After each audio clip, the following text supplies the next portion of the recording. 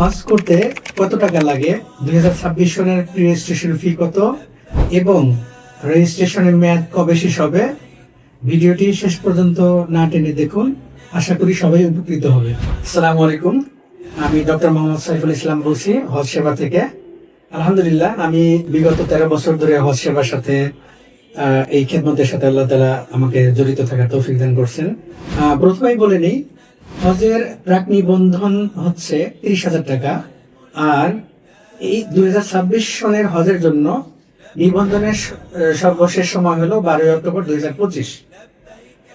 আর এই সময়ের মধ্যে নিবন্ধন করে নেওয়াটাই বুদ্ধিমানের কাজ হবে, যদি সময় বর্ধিত না করে। এবার আসি, হজ করতে কত টাকা লাগে। মূলত হজের যে খরচ, এটার একটা বড় অংশ নির্ভর করে হচ্ছে মক্কা এবং মদিনার হোটেলের দূরত্ব, হোটেলের মান। আর এর বাইরে যেগুলো আছে, খাবার, ট্রান্সপোর্ট, বিমানের টিকিট, তো এগুলা সাধারণত খুব বেশি ভ্যারি করে না। সবচাইতে বেশি গুরুত্বপূর্ণ বিষয় হলো মক্কা এবং মদিনার হোটেল।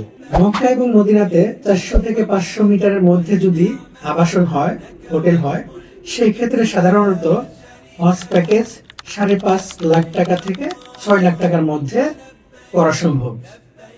আর এর বাইরে কেউ যদি আরো বেটার ফ্যাসিলিটি চান, সেই ক্ষেত্রে নিকটবর্তী যে হোটেলগুলো আছে 4 স্টার 5 স্টার মানের, সেই ক্ষেত্রে খরচ এটা হয়ে যাবে 8 লাখ থেকে 9 লাখ টাকা পর্যন্ত। আর প্যাকেজের বিষয়টা পুরোপুরি নির্ভর করে হলো হাজী সাহেবগণের উপর।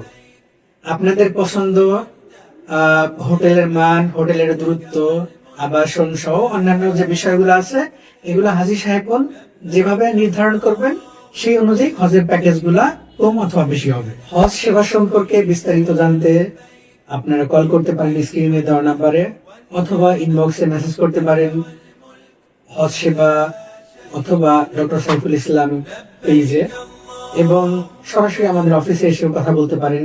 ধন্যবাদ সবাইকে।